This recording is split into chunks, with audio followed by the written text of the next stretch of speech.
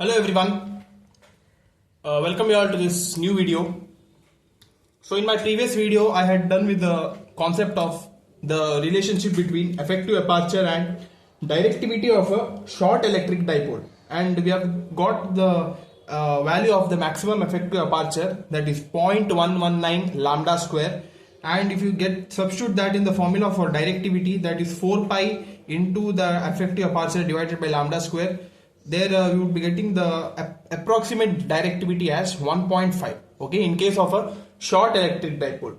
Now the same thing we are going to do in this video in case of an half wave dipole. Okay, it is nothing much to do. It same as short electric dipole only. You should be considering the short electric dipole only, where you need to be considering only the half wavelength, that is lambda by 2. For one half cycle, what would be the effective aperture, the maximum value of it, and its directivity? You are going to just calculate that. Based on that, the diagram is drawn here in a three-dimensional surface. We have kept on short dipole, and this is that maximum area through which the half wave is going to be getting traveled, that is called as dy, and the current generated with respect to that half wave is I, and the overall current is given as I naught. Okay, and this is the lambda by 2 length in which the half wave dipole is getting functioned. So this is that resistance RT, that is called as a terminal resistance, and it is equal to the radiation resistance. Okay, yeah. So now let us start now. A plane with wave incident on the antenna is traveling in negative x direction. As mentioned here, a plane wave is traveling in the negative x direction. That is this is that negative x direction. This is x here, and this is the negative x. It is opposite to each other, so that's why it's traveling in negative x direction. Wave is linearly polarized with the E in y direction. Okay, the electric field is moving in y direction here, and it is getting linearly polarized.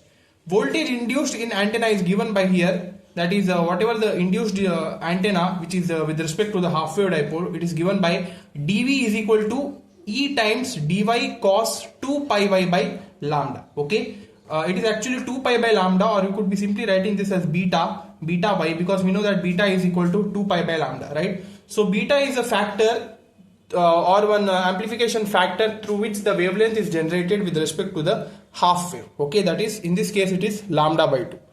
So yeah, voltage is obtained by integrating the above equation. So whatever equation we have written here, just integrate it. That is V is equal to 2, you bring it outside, integration from 0 to lambda by 4. Why? Because we are bringing 2 outside, and the limits are from 0 to lambda by 2, but this 2 is necessary to bring outside because we are having here extra 2. So that's why if you bring that 2 outside, then the limits should be changing from 0 to lambda by 4.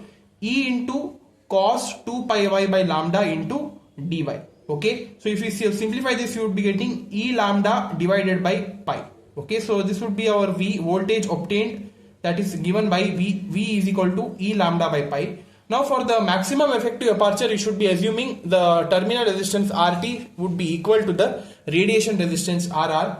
So the expression for general expression for maximum effective aperture, it's given by V square divided by 4S RR. Okay, in this now substitute the value of V, that is given by E lambda by pi, that is E square pi square by lambda square, because here in the numerator we are having V square. So substitute that, divided by 4 into S value is given by E square by Z naught. Okay, so that we have substituted here. So this is the power density in which we are having the intrinsic impedance here, Z naught. So that is in free space, so that's why it is given by 120 pi. So into the radiation resistance, in this case it is 73 ohms. Okay, in case of a short dipole, the radiation resistance is it has a constant value of 73 ohms. So put that, substitute it, and solve it. Just multiply 4 into 73, we would be getting around 292 E square. Then here E square gets cancelled, so we are left with pi square divided by lambda square divided by pi square into 120 pi divided by 292. So here one pi term gets cancelled. Lambda square by pi equal to 120 by 292, it is approximately 0.41, and pi is equal to 3.14, and if you do the simplification, we are getting our maximum effective aperture for a half wave dipole, which is equal to 0.13 lambda square. Okay, so this is the maximum effective aperture in case of a half wave dipole. Now with respect to this answer, we should be substituting it for the directivity, that is D. It is given by D is equal to 4 pi into the maximum effective aperture divided by lambda square. So lambda square term gets cancelled. 4 pi into 0.13. If you solve it, we would be getting our answer estimated, which is equal to 1.63. Okay, so this is the directivity of an half wave dipole. So now if you compare these values with the short electric dipole, you could be seeing that the answers are somehow similar, that is, it is nearly equal to each other. For a short electric dipole, it is 0.119 and here it is 0.13 lambda square. Both of them would be directly proportional and it is getting varied with respect to the factor of lambda.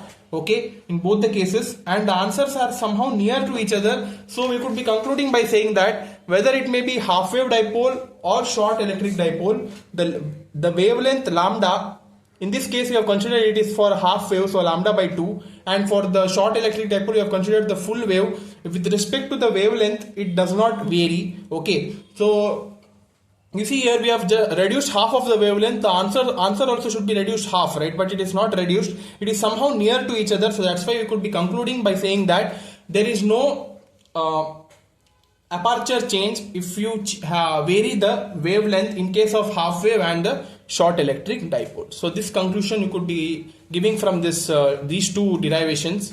So that's all for the video, guys. This was it.